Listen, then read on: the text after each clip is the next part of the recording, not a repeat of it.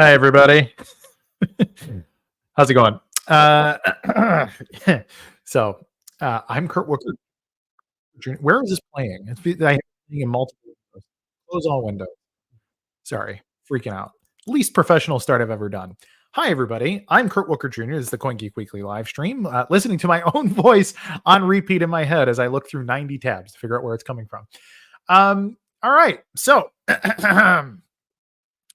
I have allergies because it's hay fever season in Florida.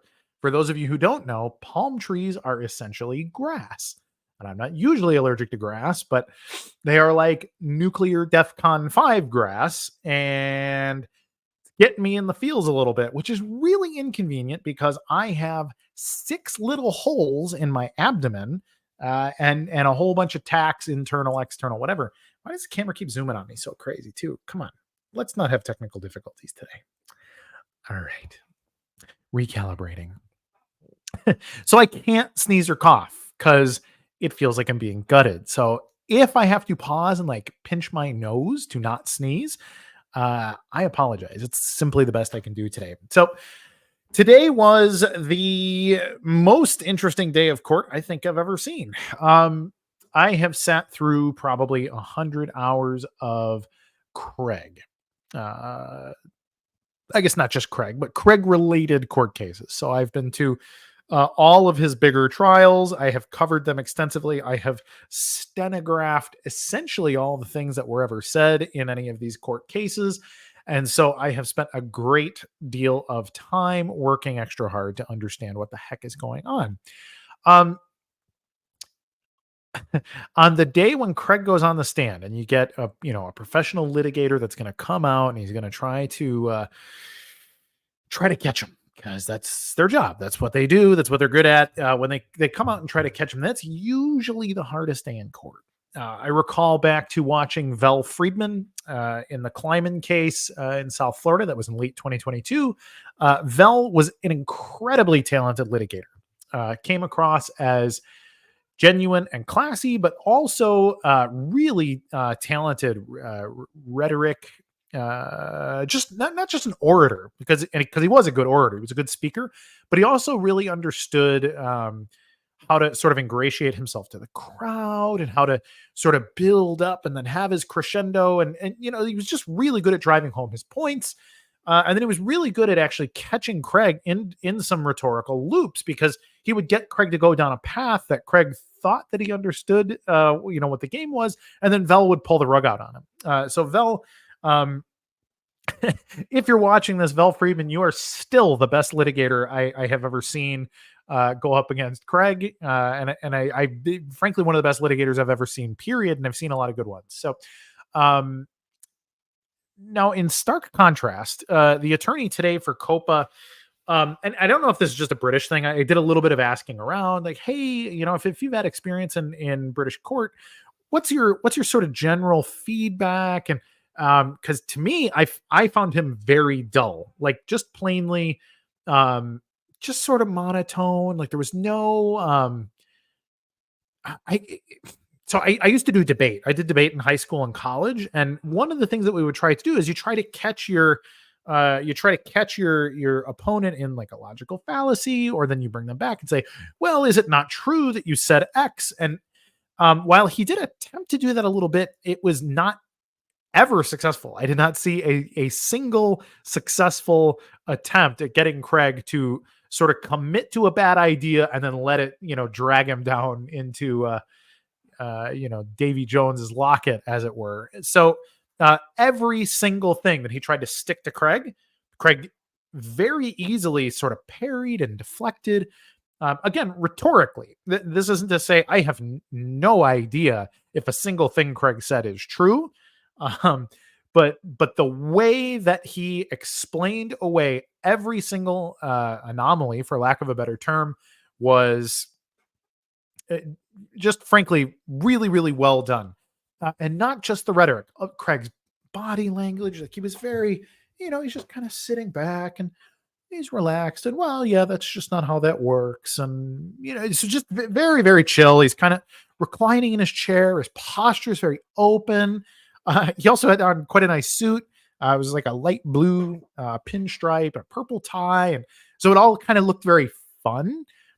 He had a tendency in previous cases to wear like black pinstripes and that kind of thing. He has very much a gangster vibe, which he kind of did yesterday with the gray suit, but today was a very fun suit for him to be on the stand, and so he just kind of came across as fun, casual, very relaxed, and I just found it fascinating to see the body language and then to see the very, very visible frustration on Copa's attorney. I mean, he is like he's mangling a pen, like he's got this pen in his hand and he's going after it, and he's just he's doing this back and forth. You see him like sitting there and flicking it, and then it's in his mouth when Craig's answer. Like it was just very very manic. So he had a very manic relationship with his pen in front of everybody today. And I couldn't help but laugh because I'm sitting here watching this. My day started at 4:30 in the morning today, and I'm sitting here watching this in my pajamas like 2 hours before the sun comes up. I'm kind of like, I don't know, am I dazed? I'm a little tired. I've got it kind of in a couple windows because I'm trying to live tweet it and do the same thing. But then I catch a couple other people being like, bro, is that pen okay?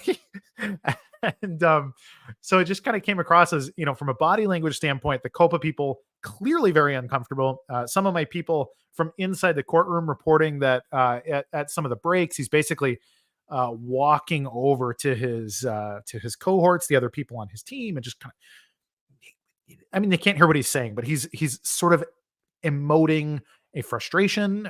Seems to be telling his paralegals like, "Hey, essentially help me out here." So I don't know if there was a problem with his notes or something, but a couple of people noted that he was very visibly frustrated, whereas Craig and Craig's attorneys were essentially chilling today, which is very, very uncommon when your client is presumed to be the greatest fraud in the history of this entire industry and is on the stand going through the expert testimonies of his forgeries or alleged forgeries. So that would be the most stressful day for the client. In the previous trials that I've watched, it has been a very different case. Much more talented litigators, really, really pressing Craig. Watching Craig start to lose his cool. Like Craig actually, like in Florida, for example, had to be scolded by the judge because he was getting himself very worked up. He actually, I think he dropped the C word, if I recall. Like he called someone a cunt offhand, and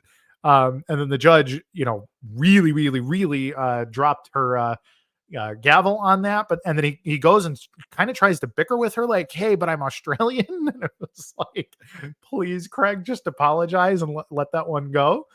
But just to see the difference here was stark. It was a very stark difference. Now, the difference in Kleiman is that was a jury trial.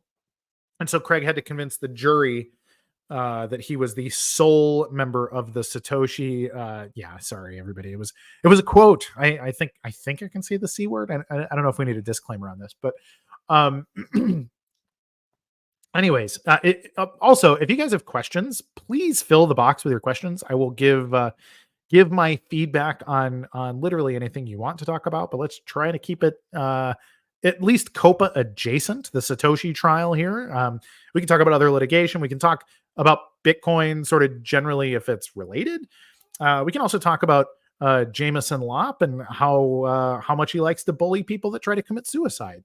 That could be fun. So anyway, so back, so it was a jury trial in Florida, and then it is a judge decision here in the UK. So Judge Mellor, also very, very different sort of judge than I've seen previously. I wrote my article today with CoinGeek. If you check my article today, it was posted to X this morning. Very different in that he just sort of has this confidence that I haven't seen in a lot of judges. And I've seen probably half a dozen judges where I've spent some considerable time in their courtroom. And you kind of see judges have this sort of, they're going to lower their voice and hit the gavel. And here's it was like they went to a 6-week training seminar on how to transition from being an attorney to a judge. And it's a little bit about like, here's how you puff out your chest, and here's how you maintain, basically maintain your courtroom. But a lot of these people, you can tell they have a little bit of a discomfort being an authoritative figure, especially in stressful situations, which is really common, by the way. Most people do indeed struggle to maintain order under pressure. But Judge Mellor um, not only doesn't struggle in that regard, but is very, very just he's got this sort of quiet, confident alpha male sort of like he's not even worried to crack a joke. He'll crack a joke a little bit about himself. He'd be like, "Hey man, I'm roasting in this thing too," because apparently it's um, absurdly or maybe even dangerously warm in the courtroom, is what I'm hearing. Um, but he kind of has this every time he pops on camera, every time he speaks, he's he's cracking a light joke. He's got kind of a grin on his face. He's not afraid to kind of rib at people a little bit. So he is very, very, very comfortable being the captain of that ship right now, and I think that bodes really well too because he wants to hear the story. I think he is genuinely curious about the story, watching it play out. He said first thing this morning, "Hey, I'm gonna let as much evidence as they want to admit up to this point. Now, if you find more new evidence, you're gonna have to have a really compelling reason why I should compromise here again. But ultimately, look, there are two possible things here. Either Craig's evidence is so compelling and he deserves to have his case. I don't want there to be a mistrial, retrial, appeals kind of thing. Like if there's evidence, just bring in the evidence." And he said, and the flip side is maybe it's just more. He did not say this, but what the way he said it, I got the impression that he was saying, or it's just more rope for him to hang himself. In which case, COPA should be thrilled if they think he is this ridiculous, flip floppy, waffly con man with his 7th grade forgeries. Like, bro, shouldn't you want him to bring in more evidence because that's what you're going to be like cudgeling him over the head with? So, um, and it's hard for COPA to say, if they think he is just this buffoon, why would they not want him to bring in, more clowns in the clown car, essentially? So, um, but now after today, essentially seeing I don't know if we went through 20 or 30 of the documents today with Craig, again, just deflecting. I mean, this was like watching a Muhammad Ali boxing, video. This kind of bob and weave and kind of thing was very impressive, frankly. Very different Craig than I have seen previously. So whatever coaching he's had or work that he has been putting into dealing with stressful situations, Craig has done very, very well for himself in that regard. So if that was somebody's choice out there to help preen the bird, essentially, good job, Craig. Craig has made a marked improvement on his typical I don't know, just kind of like the Bond villain who knows there's a laser beam pointed at the building at any time. It's like is his typical attitude. But today it was very, "Oh no, it's very simple. That's from my dissertation, and that's from this copy of this." And "Oh no. Well, clearly, I guess this is the other funny thing. The other funny thing that happened consistently is Craig started by dumping on Madden, who is the expert witness on COPA's side, and basically saying, well, he clearly doesn't understand, various aspects of things like the enterprise version of a couple kinds of software. He mentioned Grammarly and LaTeX and some of these other things where he's, well, yeah, the home version of Grammarly doesn't do that. And that's probably what Madden used because he's not really qualified to do this. And then he would go into saying, but, we use the enterprise cloud version. And if you open it in that, here's how the timestamps work. And he's going into all this stuff about hash collisions and Citrix systems. And, well, no, not only am I an expert, I was actually a certified this and that since 1997 with this Citrix system. And, so he's doing these kind of things that I think are probably effective at explaining to Justice Mellor. Sorry, my British friends keep saying it's Mellor. To me, it looked very much like Mellor is how I would pronounce that as the American that I am. But Justice Mellor. So I don't know if it's effective, but I get the feeling that in pure rhetoric fashion, if you're just kind of playing off the vibe in the room, the COPA people look angry, disheveled. I mean, they came in very confident. They thought they were going to crush it out here, but today the momentum is very much Craig looking cool as a cucumber. which was not expected. I expected today to be the roughest day, and it was one of the best days in court I've ever seen for Craig. So he's doing quite well, and we're going to let's start to cut to some of these questions, because I can already feel my voice wants to not probably go for the whole hour here. Yeah, let's see. What do we expect over 5 big whole weeks? What's the timeline? So there is a published timeline. I don't have it handy. Perhaps Mr. Moon can pull it up. No, he cannot. So we're both burning the candle at both ends here, everybody. There is a public schedule. It will be stuck to pretty tightly, but basically it'll be opening arguments. There will be the examination that happens as it proceeds. This is what we're in now. The stage we're in now is the sort of cross exam. So at some point, it's going to transition to Craig's attorneys now asking Craig questions that will help further elucidate Craig's position on various files and things.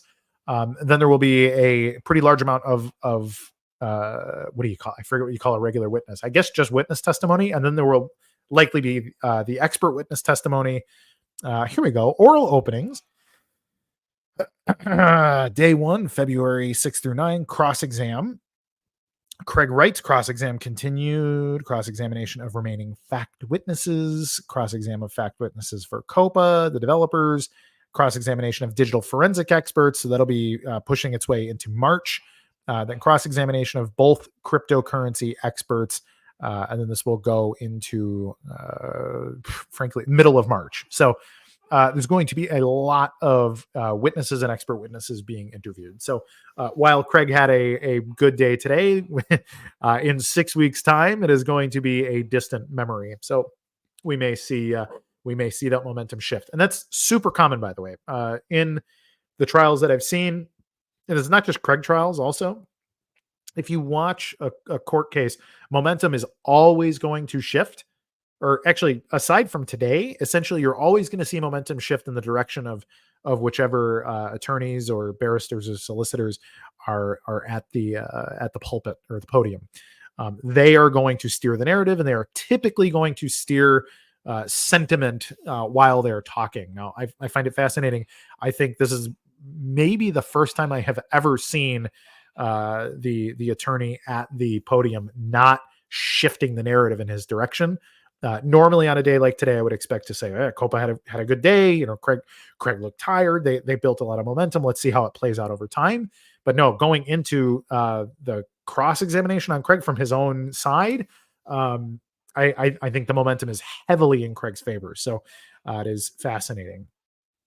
More questions, Mr. Moon. And if you have questions, also, if you have not liked, subscribed, or hit the alert bell so you know every time we go live, please do so. And if you'd like to ask questions or give any feedback, you can just type them right into the box. If you can get them past Mr. Moon, which is itself something of a challenge, then they can be posted up here.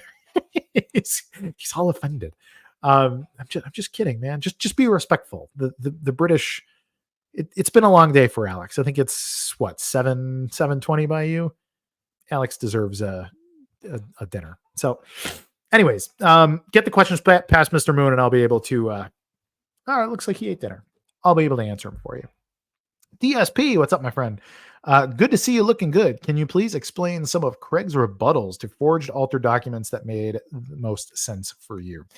So a lot of it was kind of the same thing with everything. There was examples of the Grammarly thing was a really good point. So saying like, hey, you couldn't have used Grammarly on a document from, I don't remember if these were 2002 or 2007, 2009. There was lots of documents that were mentioned today.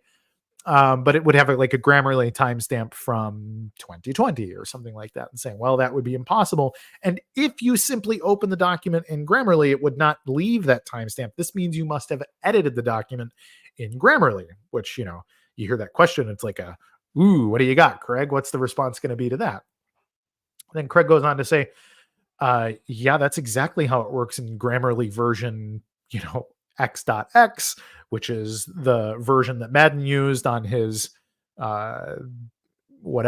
his home or work PC, but that's not how the enterprise version works. The enterprise version is more integrated into the system, and it's actively checking every file in the system at Nchain. So the servers are set up that if you open a file at all, Grammarly sort of automatically starts to noodle itself into your document. And so he goes on to explain. I'm not an expert on Grammarly. I don't even use Grammarly. I don't think I've ever even opened Grammarly, so I can't speak to it specifically. But he wanted to explain how the enterprise version of Grammarly is a product used at Nchain, and that if anybody passed this file into a computer at Nchain, which is something that we know happened, then it would have a Grammarly timestamp, even if you did not open the file in Grammarly or edit it. And so that would be a good example of the kind of thing that was brought up. And there was probably 5 or 6 major things like that sort of consistently kept coming up. And Craig explained away pretty easily. Again, I think we're probably going to have Madden on the stand at some point, who is COPA's expert witness, and he'll explain all the reasons why Craig is wrong, I'm sure, because that's his job. It's actually also technically his job to explain all the places that Craig is right. So if Craig does explain something sufficiently and challenges it, it is actually incumbent upon Madden to try the enterprise version, for example, in order to attempt to show whether he's right or wrong. This should be about the truth ultimately. That an expert witness should be impartial, which is why it was very interesting that Craig was consistently calling out not only his talent level, but also his impartiality. So it's pretty interesting take from Craig from the stand there. Next question, Mr. Moon, please. Got 11 starred questions. Why did Craig pick or get assigned the forensic bloke that he did? He said he didn't like or want. I would guess, well, it's a couple things. So Craig, his initial firm, which I quite liked, they were in the Kleiman trial. They were a forensics firm called Alex Partners. I don't recall the forensic expert's name who testified in that case, but he was very, very good. He was talented. He was well-spoken, came across as very impartial. He explained some of the weird anomalies with Craig's stuff, but also explained a lot of the very, I guess, intricate, nuanced stuff that was going on with the Bitcoin related things. So the guy had quite a good grasp of Bitcoin, quite a good grasp of cyber forensic stuff. And he was very good. And he just came across as, soft spoken and talented at what he did. At some point, and this might be related to the fact that Craig no longer was using Rivero Mestre as of, 6 months ago or something. So Alex Partners also fell off in that regard, meaning Craig had to kind of scramble. So Craig moved over to using, I think it was Travers Smith, if I recall. And then when some of the stuff went down in September over at Nchain, he then had to pivot to another firm. The firm he is currently using is called Shoesmiths. They're like the number one litigator in London as of 2023 or something. Like, they're a very good firm, but anytime you have to do kind of a quick pivot and you've only been with them for 4 or 5 months, some things have to be decided based on timing alone. And so I would guess he just simply had to go with whoever he had to go with, rather than going through sort of an exhaustive process on a good forensics expert. So that's my hunch, but I don't actually know. Next question, Mr. Moon.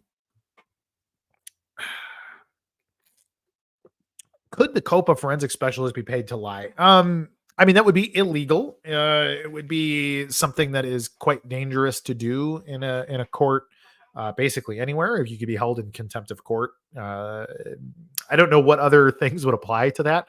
I'm sure there's some grand legal term that every paralegal is saying, oh, it would be this. But no, that would be very, very bad.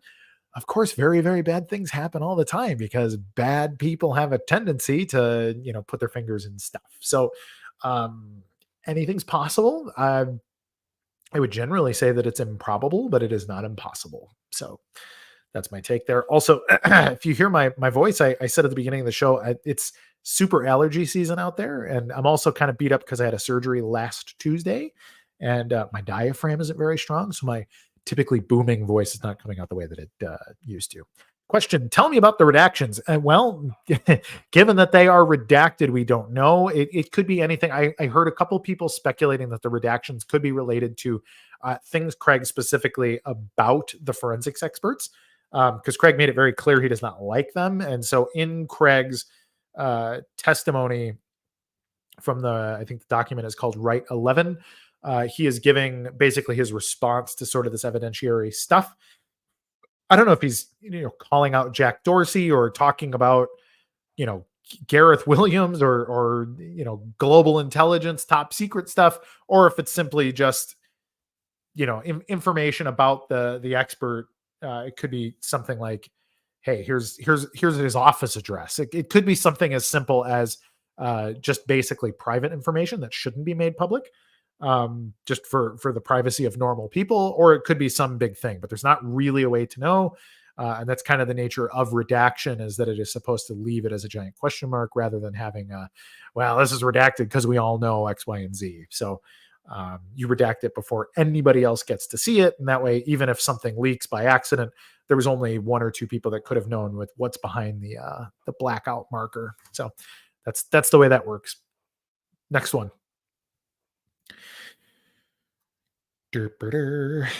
If CSW found that he is the creator and everything goes Craig's way, and hopefully the media start covering this court case, do you think BSV will overtake the BTC price?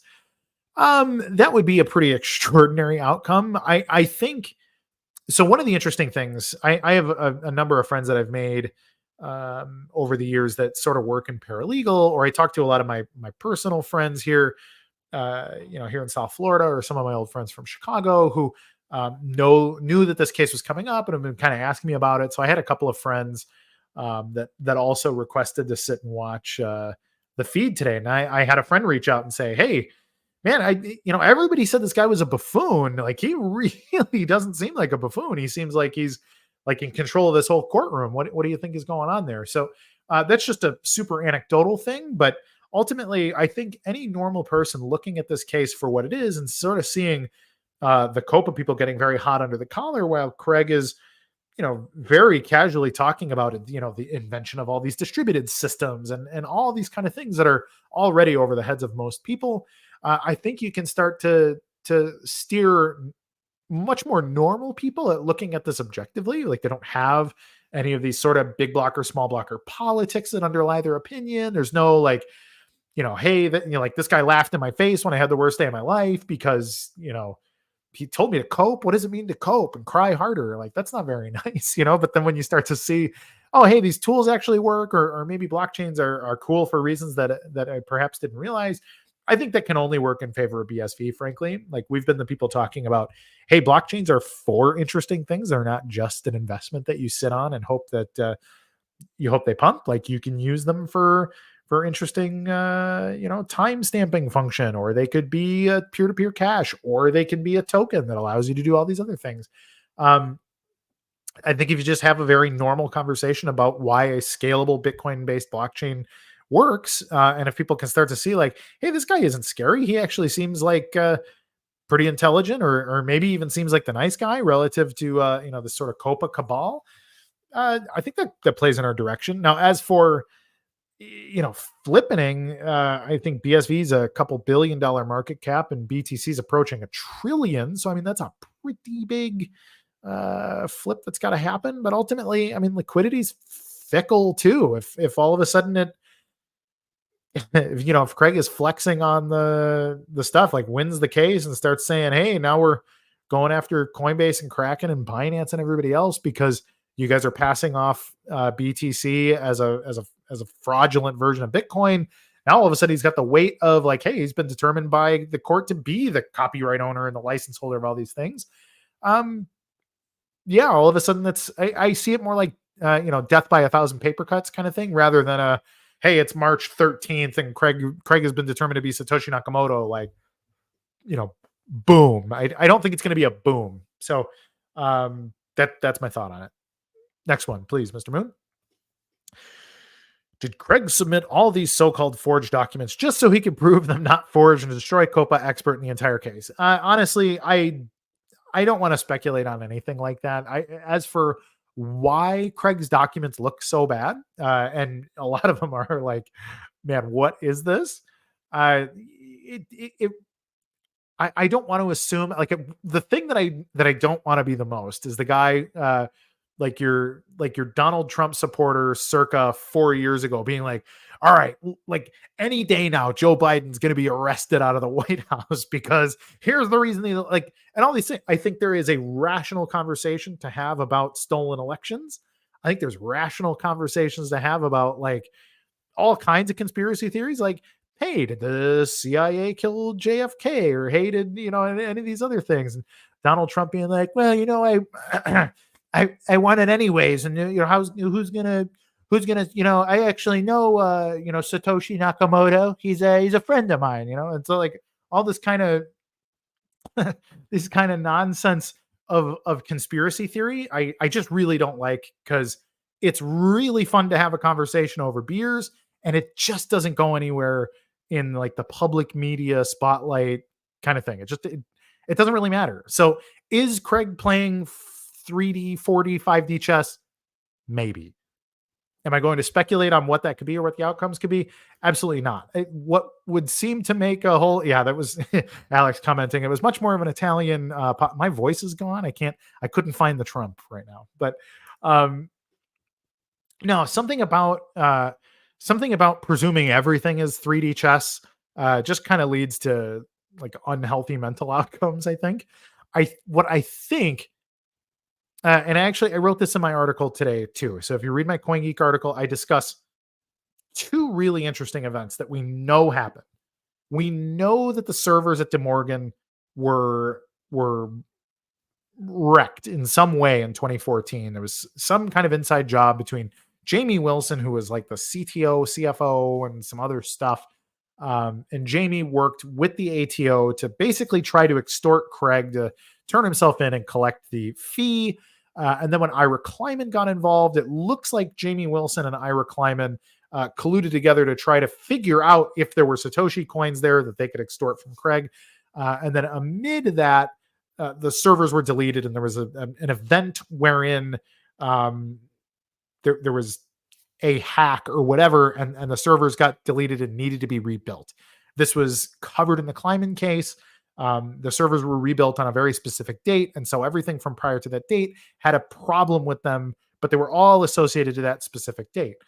And we also know that very close to that date, somebody got into Satoshi Nakamoto's email. We don't know who the hacker was, but he basically said, he posted to a bunch of forums from Satoshi's accounts, by the way, from his SourceForge account and his P2P Foundation account. And he even sent some emails. I think he sent emails to like Thamos and Peter Todd and a couple other people, basically threatening them and saying, hey, Satoshi, I've got your docs. You're in a bunch of danger. You need to get out of, basically get out of where you are because you're going to be killed or whatever. Thanks for creating Bitcoin. It was a very sort of cryptic, seeming like, kind of a veiled threat also, but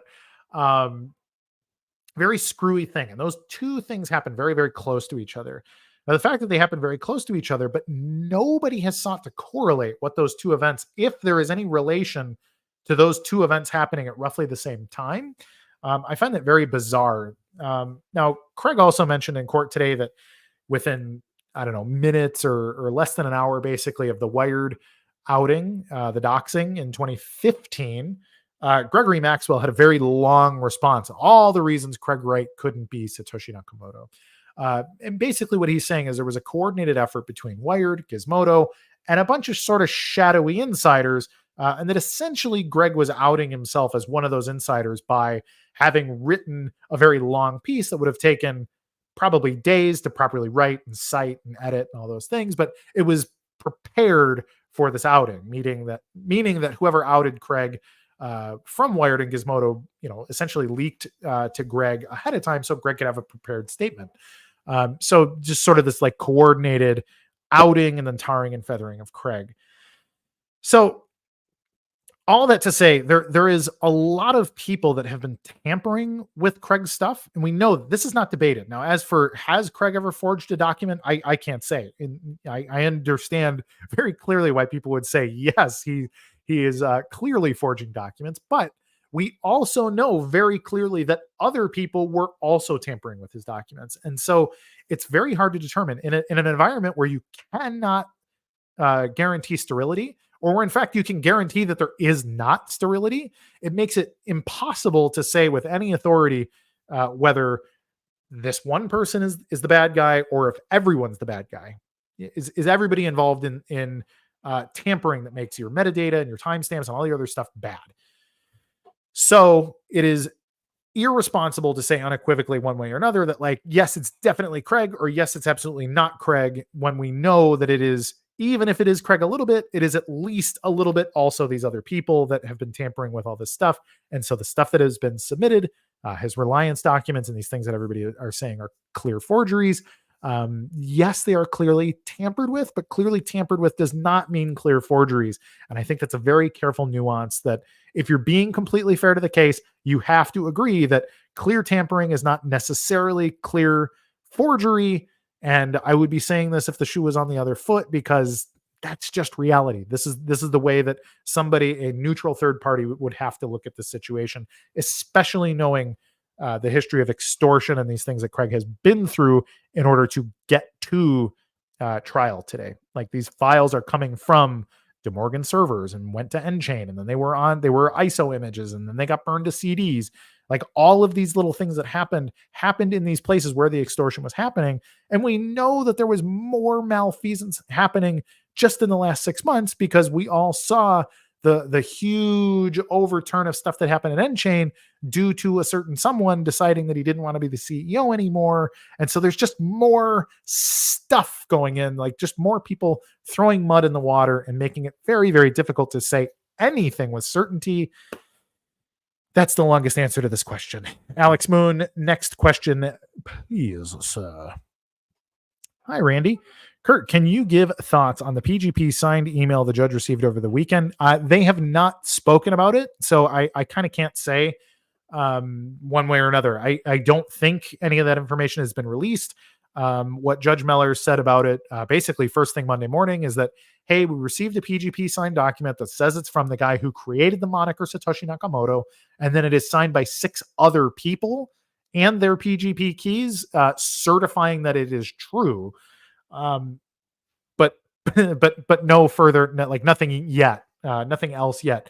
I have a feeling, this is an itching suspicion, that it is our friend Jurgen Debo, the Belgian Satoshi Nakamoto.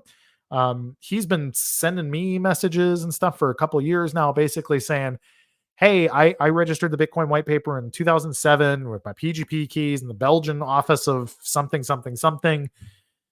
But he seems too weird. Clearly didn't write as Satoshi Nakamoto. Like, English is clearly not his first language. So he has kind of an amateurish way of communicating in English, but not to say, he's some kind of a InfoSec expert or something too, but his story is a lot weirder. He also claims he absolutely has the keys, the PGP and Bitcoin keys. So it's like, dude, you're out here saying Craig can't prove that he has keys because you have the keys. It's like, dude, just prove it then, the way that everybody wants you to prove it. Like, that would be would have saved everybody a lot of time and money over the last couple of years. So I don't know. The whole thing just seems like one more weird rabbit tail from a weird guy. And but I don't know anything else about it. We may find out tomorrow that no, we validated the keys, and then we validated this and that, and how do you deal with that, Craig? But I don't think that's going to happen. So next one, please. Are you aware of the specific ruling the judge is required to make? Must the judge conclusively determine whether Craig is Satoshi, or is there an alternative ruling that can be issued? So the way this works is about probabilities. It is essentially 50-50. So if he's 50.00001% feels like Craig maybe, kind of, probably, maybe is Satoshi, Craig wins. That's what that looks like. Now, I don't think he would give a 50.5 kind of ruling, because that just opens up for appeals. So you really want this to be pretty definitive. You really don't want to be kind of hemming and hawing about the outcome here. You really want somebody to slam dunk this thing, close the book, go home, and we can be done. Literally, the point of this trial is to kind of be done with this identity issue, because everybody's sick of it. And all these other cases are predicated on it. So we want to get this done so that we basically know, are these other cases going to go away because Craig is unequivocally and legally not recognized as Satoshi Nakamoto in the UK? Or do we want to then go into this next round of trials with the devs and the fiduciary case and all these other things under the knowledge that Craig is indeed Satoshi Nakamoto? Because that really changes everything either direction. So now the reason this works in Craig's favor, and I would say 50-50 is the way that this is perceived mathematically, but the reason this works in Craig's favor is that it is much harder to prove that something is not the case than it is to prove that something is the case. So you need to prove something in the affirmative to prove that the opposite is not true. So the easiest way to prove Satoshi, or that Craig is not Satoshi, would be to have another Satoshi provide extraordinary and insurmountable proof that they are Satoshi. But if that's not going to happen, then it becomes a little bit of a he said, she said.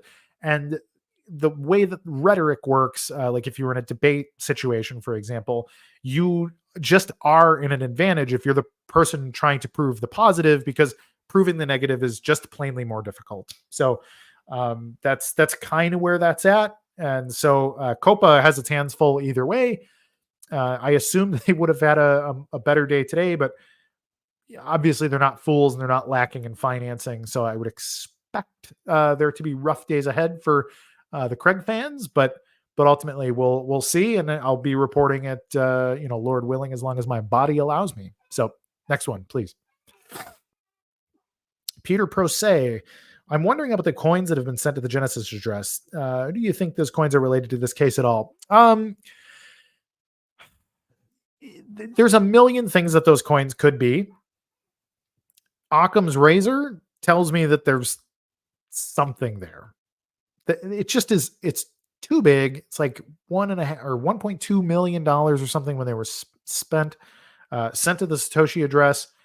It just strikes me as I don't know, really bizarre. Weeks before the case and the whole thing. Now, Craig said unequivocally, I had nothing to do with that. Don't speculate on it. But I don't know. It's definitely an interesting piece of intrigue. For me, I look at it and think about like, well, why would that make sense? Maybe it was COPA. Maybe if as part of some Hail Mary attempt, they convinced the judge to say, look, if you can't spend those coins, you're not Satoshi. Or maybe it's related to, hey, you can't spend the Satoshi coins because they don't technically have a Coinbase output and those kind of things. But you can send coins that are sent to it if you have the private keys. So there's lots of things that kind of could be going on there, but could be another way. It could be another way to it could be from the devs, for example. Be like, hey,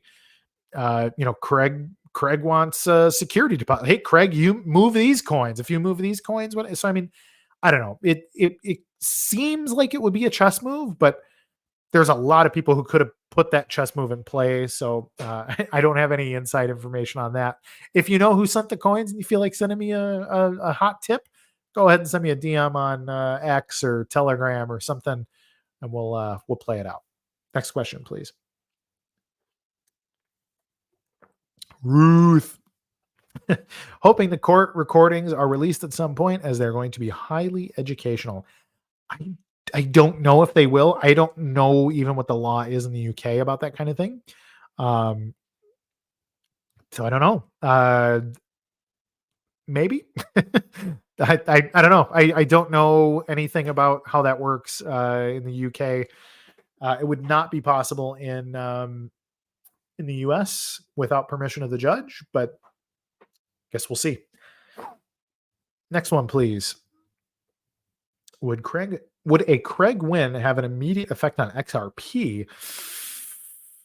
I don't know why it would. I would think that a Craig victory and scalable blockchain kind of thing would have an impact on anybody else that's trying to do a scalable L1. Like, hey, blockchains that don't use L2, all the other stuff going on like that.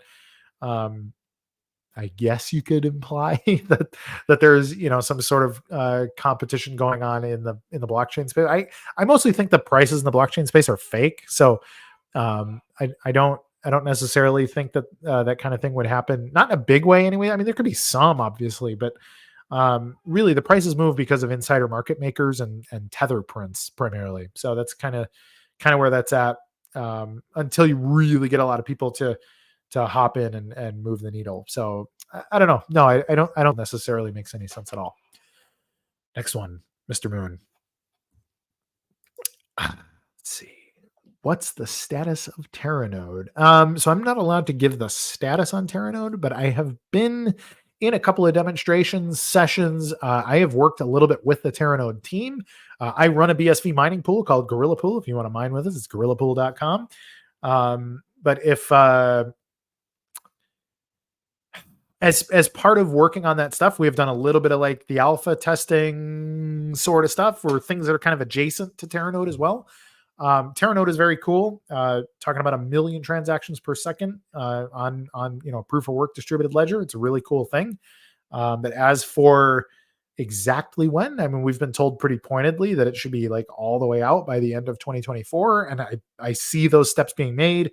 The stuff that is out there works quite well currently, but who knows what snag we could hit in a month or two. So unfortunately, I don't know. I don't have anything further to report about it because I'm a little bit firewalled from that team. So that's what I got.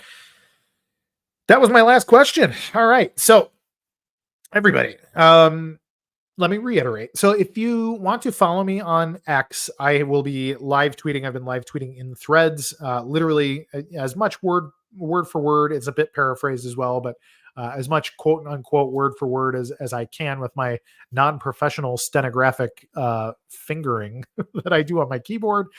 Best I can do, everybody. But also, if you would like to subscribe to me on X, my premium subscribers get the spicier takes, and they get instant video feedback on what I'm seeing. Every time we go to break, I put out a quick video, 2-3 minutes, me talking about the hot takes, raw, right as it's happening.